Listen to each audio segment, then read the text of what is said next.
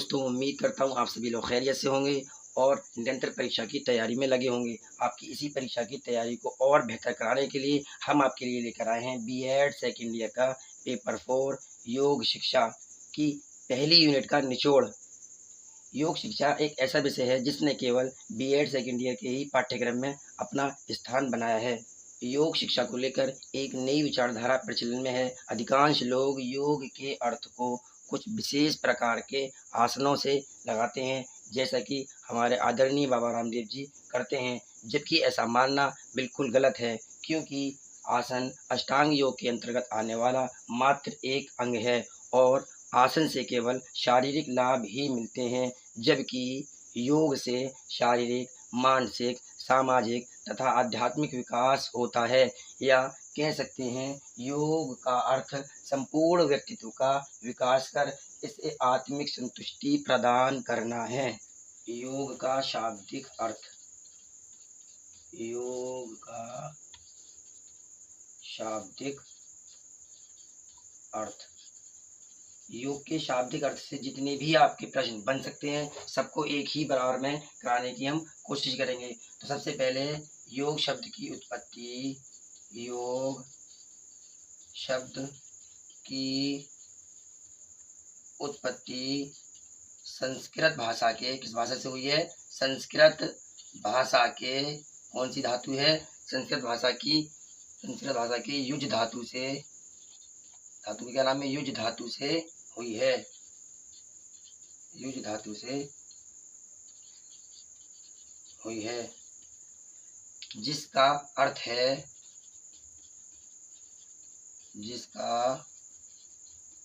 है जोड़ना। जिसका अर्थ क्या है? जोड़ना। अर्थात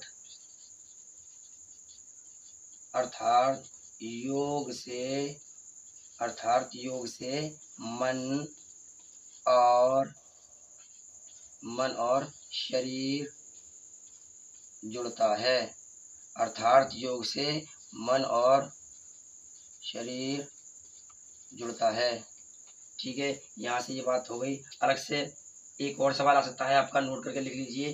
किस विद्वान ने योग के अर्थ को समाधि से लिया है? या फिर इस तरीके से दिया होगा, किस विद्वान ने योग के अर्थ को आत्मा और परमात्मा से लिया है? तो कौन सा विद्वान है? महर्षि वेदव्यास। इनका ग्रंथ है वेदांत। कौन सा ग्रंथ है इनका?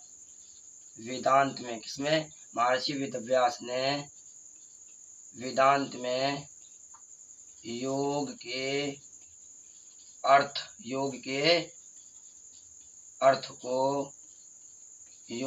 को किससे लिया है? समाधि से लिया है। किससे लिया है? समाधि से लिया है। और समाधि का अर्थ होता है, अर्थात समाधि का अर्थ क्या है? समाधि का अर्थ है, मैंने अभी आपको बताया था, आत्मा या परमात्मा का मिलन। दो तरीके से प्रश्न बनेगा इसमें से, आत्मा और परमात्मा का मिलन। इसी तरीके से मोक्ष का भी यही अर्थ होता है, आत्मा और परमात्मा का मिलन। ठीक है, नोट करके एक और प्रश्न बन सकता है आपका, किस विद्वान ने योग के अर्थ को 3 शब्दों से जोड़ा है? किस विद्वान ने योग के अर्थ को 3 शब्दों से जोड़ा है? तो कौन है?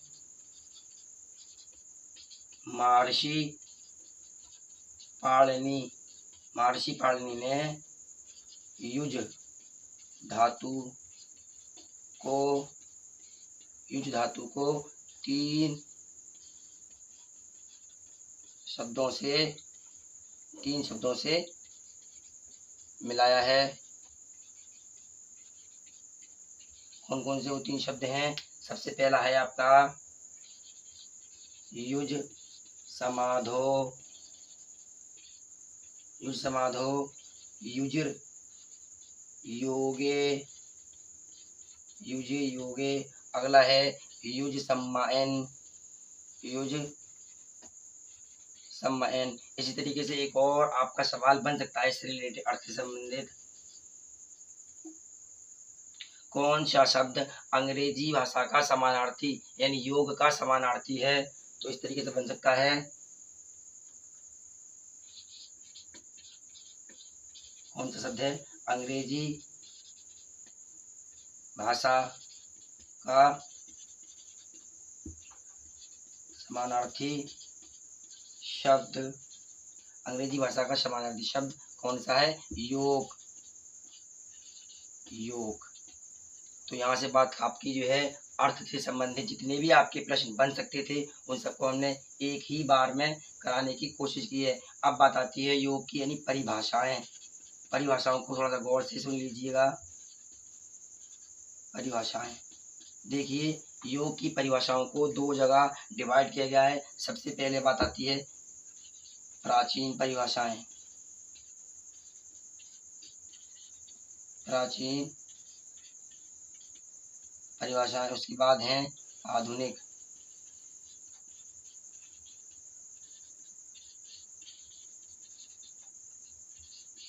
आधुनिक परिभाषाएं। तो परिभाषाएं तो आपको परिभाषाएं तो आपकी बहुत सारी हैं, लेकिन यहाँ पर जो एग्जाम में बन सकती हैं, जिनसे एग्जाम में प्रश्न बने हैं, उन्हीं को कराया जाएगा। तो सबसे पहली है प्राचीन परिभाषा है, गीता में श्री कृष्ण ने, गीता में श्री कृष्ण ने कहा, क्या कहा? इम्पोर्टेंट परिभाषा है आपकी, योग कर्मेषु कौशलम। योग कर्मेषु, कर्मेषु कौशलम, सा बनेगा ऐसा वाला, कर्मेषु कौशलम। इसका अर्थ है, हिंदी अनुवाद में कह सकते हैं, अपने कार्य में कुशलता ही योग है। इसका हिंदी अनुवाद है, अपने कार्य में कुशलता ही योग है। अर्थात श्री कृष्ण ने कर्म को महत्वपूर्ण माना है। किसे महत्वता दी है? कर्म को महत्वपूर्ण माना है। इसी गीता में एक और आपकी परिभाषा दी गई है, जिससे प्रश्न कभी कभी बन जाता है, लेकिन इम्पोर्टेंट परिभाषा आपकी यही है।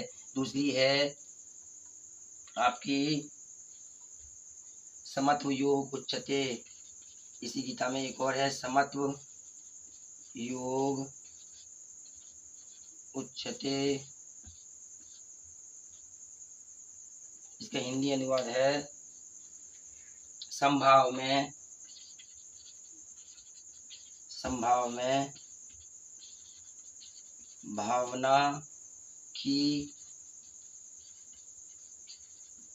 की स्थिति बनी रहती है। अगली परिभाषा है आपकी जो बहुत ही इम्पोर्टेंट है, जिसे मैंने अपने थंबनेल में भी लिखा है। महर्षि पतंजलि विद्वान कौन से हैं? महर्षि पतंजलि। इनका सबसे महत्वपूर्ण ग्रंथ कौन सा है? योग सूत्र। महर्षि पतंजलि क्या कहते हैं?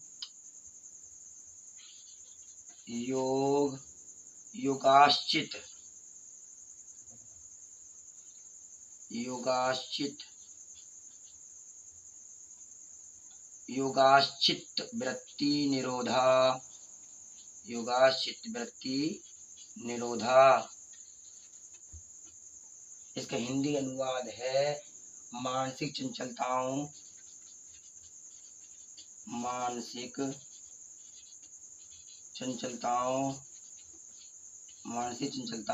या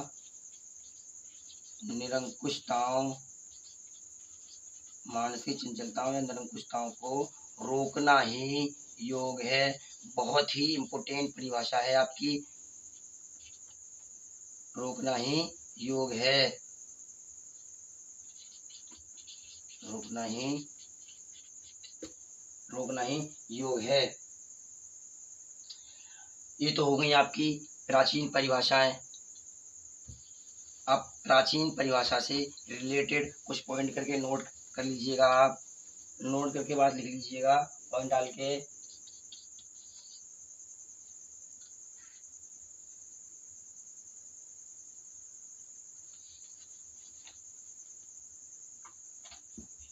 योग का पिता, योग का पिता महर्षि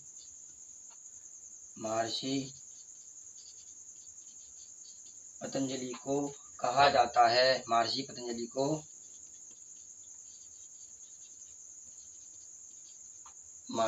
को कहा जाता है क्योंकि इन्होंने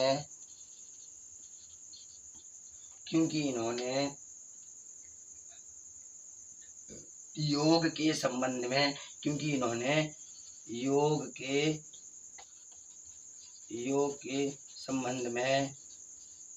योग के संबंध में 5000 वर्ष पहले, कितने 5000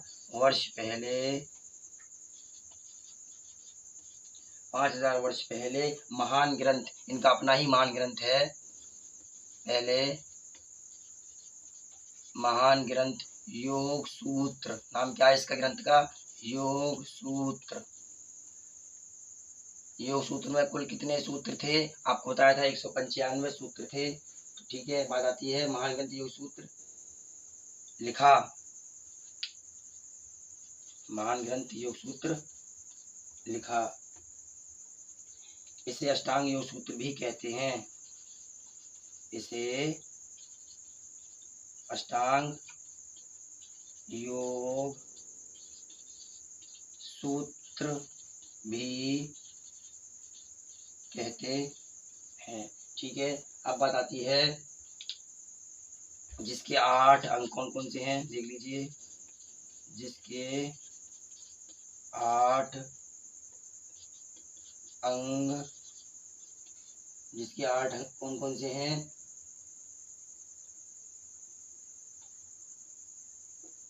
आपको एक ट्रिक के माध्यम से मैंने बताए थे, एक बार फिर नजर मार लीजिए। यम, नियम, आसन, प्राणायाम, प्रत्याहार, धारणा, ध्यान, समाधि। कितने हो गए? इनको एक ट्रिक के माध्यम से याद कर सकते हैं। ट्रिक कौन सी थी? यार ने अपने प्यार पर दर्द दिया सबको। इसी तरीके से इससे बन जाएगा ये अपने से प्यार से, यार से बन जाएगा यम, ने से बन जाएगा नियम, अपने से बन जाएगा आसन, और पर से बन जाएगा प्रत्याहार, दर से बन जाएगा धारणा, दिया से बन जाएगा ध्यान, और सबको से बन जाएगा समाधि। तो ये बात यहाँ पर संक्षेप में आपने समझ ली। अच्छे, एक नोट करके एक बात अलग से लिख लीजिए। ये आपके यम, नियम, आसन, प्राणायाम और प्रत्याहार ये हैं, इन्हें बाहरी अंग कहते हैं। योग के कौन से अंग हैं? ये बाह्य या बाहरी अंग हैं। ठीक है, और ध्यान समाधि और धारणा, ध्यान, समाधि को आंतरिक अंग कहते हैं। इन्हें क्या कहते हैं? आंतरिक अंग कहा जाता है। ठीक है, अब बात आती है इन दोनों की प्रकार की, तो उनको भी मैंने आपको एक ट्रिक के माध्यम से याद कराने की कोशिश की थी। कौन कौन से हैं? यम के और नियम के। यम से रिलेटेड कौन सी ट्रिक थी आपकी ट्रिक थी असा बा। इससे बनता है अहिंसा, सत्य, अस्त्य, ब्रह्मचर्य, अपरिग्रह। इसी प्रकार नियम से रिलेटेड कौन सी ट्रिक थी आपकी? शेर से तो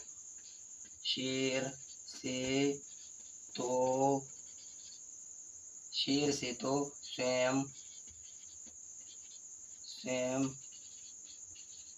ईश्वर, शेर से तो स्वयं ईश्वर, शेर से बनता है आपका शौच, से से बनता है संतोष, और तो से बनता है तप, स्वयं से बनता है स्वाध्याय, और ईश्वर में बना देंगे, केवल प्राणी धाम को जोड़ देंगे। इसमें केवल प्राणी धाम को जोड़ देंगे तो पूरा नाम बन जाएगा ईश्वर प्राणी धाम। ठीक है, अब बात आती है, एक नोट करके पॉइंट लिख लीजिए अलग से, इम्पोर्टेंट पॉइंट है, योग का कोई मात्र एक संस्थापक नहीं है। हम किसी एक को भी ज़्यादा इम्पोर्टेंसी नहीं दे सकते, संस्थापक नहीं है, लेकिन योग की शुरुआत जो है, लेकिन योग की शुरुआत भारत देश से मानी जाती है। भारत देश से योग की शुरुआत जो है भारत देश से मानी जाती है। क्यों मानी जाती है?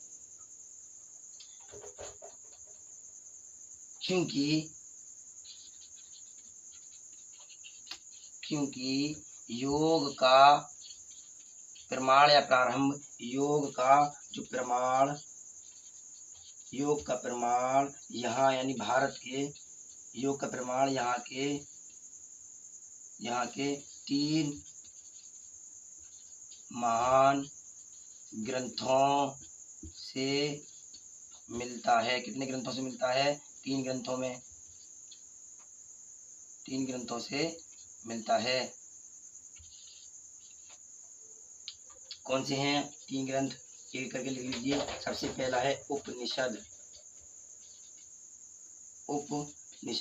दूसरा है गीता, और उसके बाद है अगला है आपका अष्टांग योग सूत्र, यानी पतंजलि का योग सूत्र। इनके आगे संक्षेप में थोड़ा समझ लीजिए। उपनिषद किसे कहते हैं? ये भारतीय दार्शनिकों के वेद हैं। ठीक है, तो अगर आपसे प्रश्न बन जाए कि टोटल उपनिषद कितने हैं, यानी कुल कितने उपनिषद हैं, तो आपके कुल उपनिषद कितने हैं? 108 हैं। आपसे पूछ सकता है कि उपनिषद मुख्य कितने हैं, तो आप क्या कहेंगे? 13 उपनिषद को मुख्य माना गया है। कितने उपनिषद को मुख्य माना गया है? आपसे पूछ ले प्रथम उपनिषद कौन सा है, तो आप कहेंगे ईशावास्योपनिषद। थोड़ा सा नाम बड़ा है, कोशिश करेंगे तो याद हो जाएगा। अब की बात आती है गीता की। जैसा कि आपको पता है, गीता में श्री कृष्ण ने अर्जुन को उपदेश दिए हैं। इससे रिलेटेड एक बात सामने आती है, योग को प्रारंभ करने का सबसे पहले जिक्र अगर किसी में है तो गीता में मिलता है, यानी सबसे पहले शुरुआत किससे हुई है? सबसे पहले शुरुआत गीता से हुई है। ठीक है, ये बात नोट करके लिख लीजिए अलग से, इम्पोर्टेंट बात है। अब आती है योग सूत्र की, पतंजलि का अष्टांग योग सूत्र। इसके रचयिता हैं, योग सूत्र के रचयिता हैं महर्षि पतंजलि। इसे अष्टांग योग सूत्र भी कहते हैं। इसके अध्याय मैंने आपको पहली वीडियो बता दिए हैं। इसके अध्याय कितने हैं? 4 हैं। इसके अध्याय कितने हैं? अध्याय कह लो या भाग कह लो, कितने हैं? 4 हैं। ट्रिक कौन सी बताई थी आपको? ट्रिक बताई थी आपको शीशा विका। शीशा से बन जाएगा समाधिपाद, इस वाले सा से बन जाएगा समाधिपाद, इससे बन जाएगा साधनपाद, इससे बन जाएगा विभूतिपाद, और इससे बन जाएगा कैवल्यपाद। इनके अंदर 51 सूत्र दिए थे, और इस बाकी दोनों के अंदर बीच वाले में 55 सूत्र दिए गए थे, और इस वाले में 34 उपसूत्र आते हैं। लेकिन इन्हें भी सूत्र की श्रेणी में ही रखा जाता है। इस हिसाब से टोटल हो गए थे आपके 195 सूत्र। योग सूत्र में कुल कितने सूत्र हैं? 195 सूत्र हैं। देखिए, प्राचीन परिभाषाओं से संबंधित जो भी प्रश्न बन सकते थे वो आपको करा दिए गए हैं। अब आती है बात आधुनिक योग की। ठीक है, आधुनिक परिभाषाएं।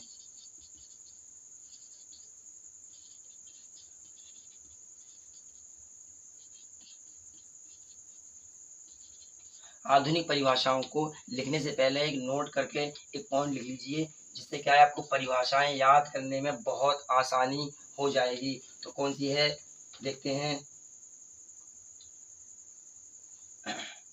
सबसे पहले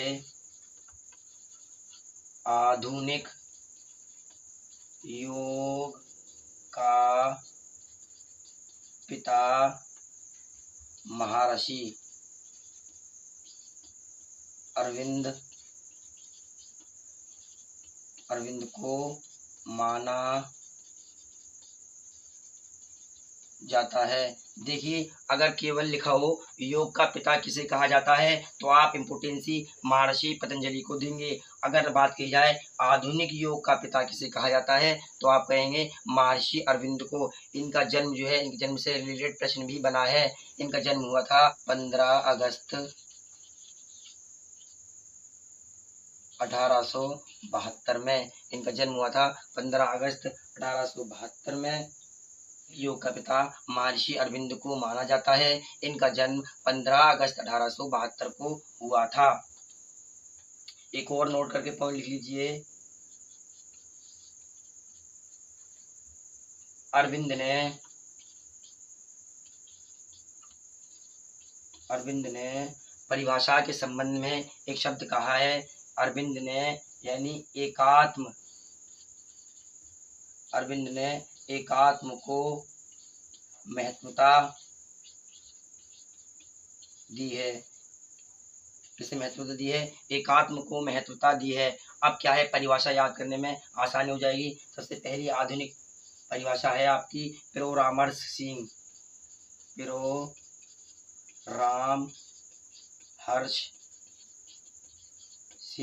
इन्होंने क्या परिभाषा दी है देखते हैं। योग का अर्थ मनुष्य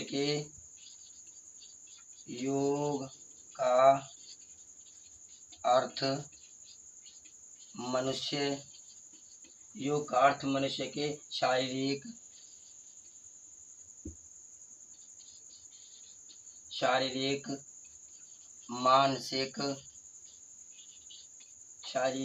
मानसिक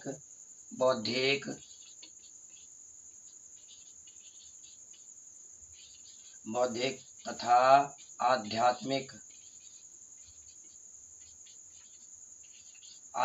कहते हैं। रूहानी यानी आत्मा से संबंधित आध्यात्मिक शक्तियों को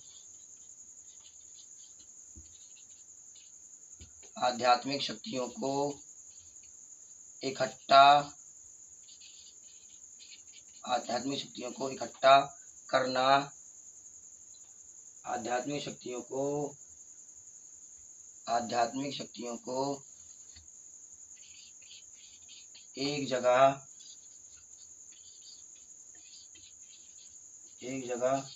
इकट्ठा करना योग है।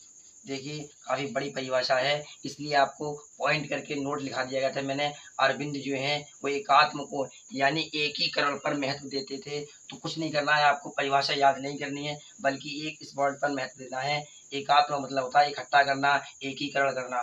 ठीक है, क्योंकि ये आधुनिक वैज्ञानिक हैं, क्योंकि ये आधुनिक विद्वान हैं, और आधुनिक विद्वान जो हैं आधुनिक पिता से ही प्रभावित होकर अपनी परिभाषाएं लिखता है। अगली परिभाषा की डॉक्टर राधा कृष्ण ने क्या कहा है देखते हैं। अपनी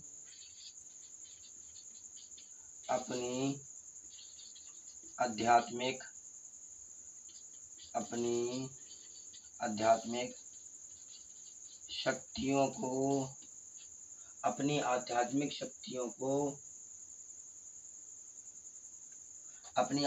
शक्तियों का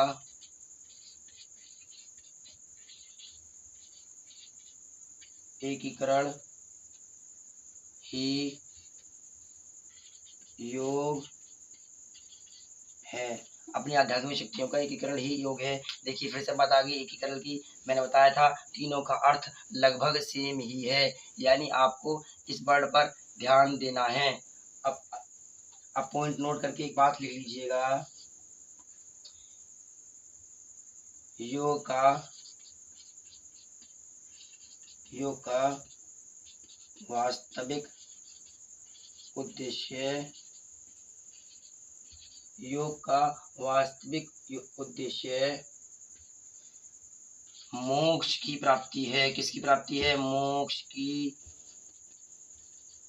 प्राप्ति है। और मोक्ष कहते हैं उर्दू में निजात। किसे कहते हैं उर्दू में?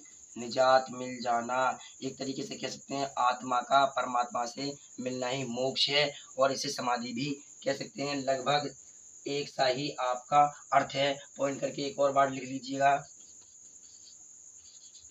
योग करने वाला व्यक्ति, योग करने वाला व्यक्ति सत्यवादी, योग करने वाला व्यक्ति सत्यवादी, परोपकारी, योग करने वाला व्यक्ति सत्यवादी, परोपकारी, ईमानदार व दूसरों के प्रति हमेशा, दूसरों के प्रति मदद के लिए हमेशा तैयार रहता है। देखिए आधुनिक परिभाषाओं की भी बात लगभग खत्म हो चुकी है। आपको सिर्फ दो ही विद्वानों को याद करना है। पहले हैं प्रभुराम सिंह, दूसरे हैं डॉक्टर राधाकृष्ण। अब जो है सीधी बात आती है, अब बताती है योग के नियम, योग अभ्यास करने के नियम या शर्त, यानी योग को करने से पहले कुछ शर्तें दी गई हैं। कौन सी हैं? पॉइंट करके देख लेते हैं। सबसे पहली शर्त इन्होंने रख दी है, दरी बिछाकर करें। वो भी दरी कैसी हो आपकी? दरी बिछाकर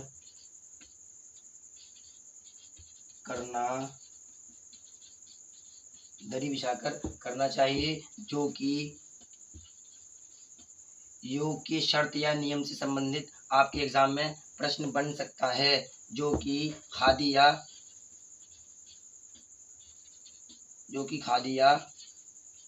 सूती हो। कैसी हो? सूती हो। अगला नियम क्या है? योग ये कह रहे हैं योग प्रातःकाल कब करना चाहिए? योग प्रातःकाल यानी अर्ली मॉर्निंग कब करना चाहिए? यानी कि अर्ली मॉर्निंग। फिर भोजन के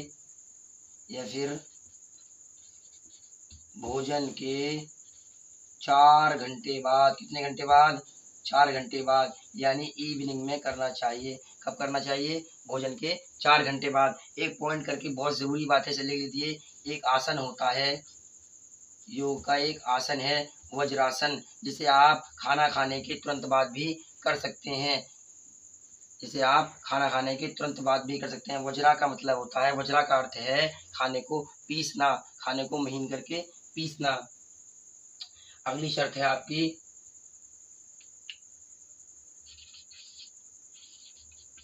योग करते समय मुख पूर्व में होना चाहिए। कहाँ होना चाहिए? पूर्व में होना चाहिए। यहाँ से सूरज निकलता है, ठीक है? पूर्व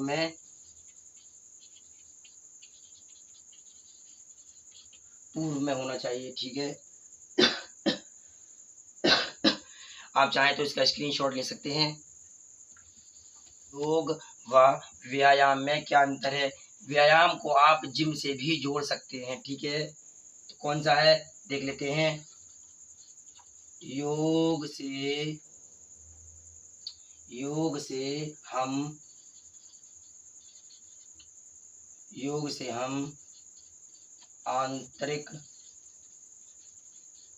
से हम आंतरिक शक्तियों से परिचित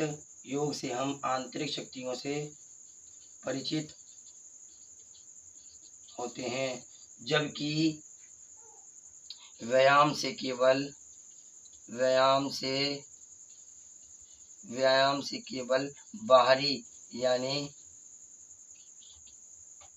बाहरी शक्ति से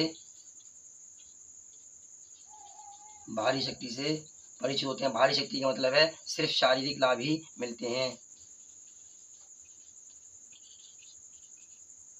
बाहरी शक्ति से परिचित होते हैं। अगला है योग से अज्ञानता।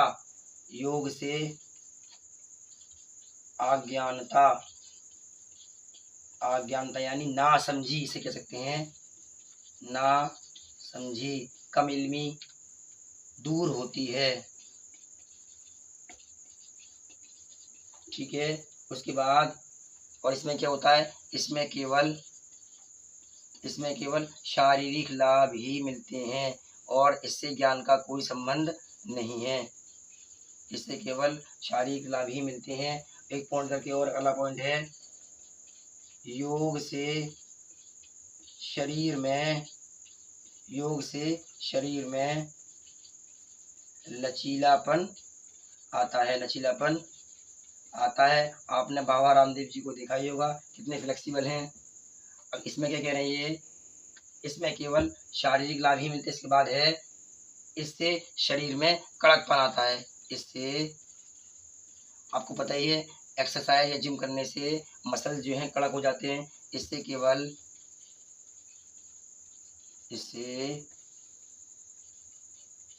शरीर में कड़कपन आता है। ठीक है, अब बात आती है, एक नोट करके पॉइंट लिख लीजिए, इम्पोर्टेंट है, प्रश्न बन सकता है। यौगिक जीवन पद्धति के यौगिक जीवन पद्धति के 5 तत्व हैं। यानी कह सकते हैं सुखपूर्वक जीवन के लिए 5 तत्वों का होना बहुत जरूरी है। सबसे पहला है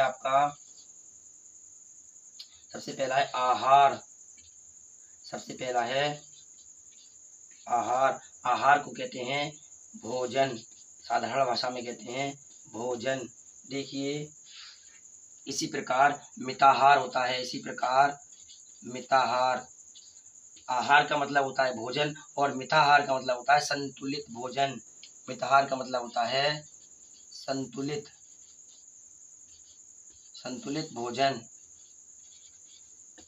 भोजन। अतः मनुष्य को केवल 2/3 भोजन यानी 65% भोजन तथा 1/3 पानी यानी कि 35% पानी से काम चलाना चाहिए। इससे न अधिक खाएं न इससे कम खाएं। ठीक है, अब बात आती है दूसरी, बिहार। ये राज्य वाला बिहार नहीं है। बिहार का अर्थ होता है साधारण सी भाषा में आराम या विश्राम कह सकते हैं। ठीक है, यानी सुखपूर्वक जीवन जीने के लिए आराम या विश्राम बेहद जरूरी है। उसके बाद आता है अगला पॉइंट है आपका आचार। ये आपका आचार का मतलब होता है स्वभाव।